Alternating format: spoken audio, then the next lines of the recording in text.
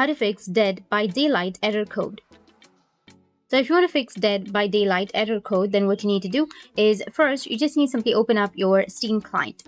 After opening your Steam client, you need to just simply go with library, which will be in the top left. Now, for example, let's say this is Dead by Daylight. Just right click on it, and then you'll find the option of properties. Now, under properties, you need to go with install files and then go with verify integrity of game files. This will basically check for any missing files and Steam will automatically reacquire them for you. Once done, you need to close this window. Same, you need to right click again, and then now you will have an option of manage. Go with manage, then go with browse local files. Now this will open the path folder for your game. Now click on easy anti-cheat option.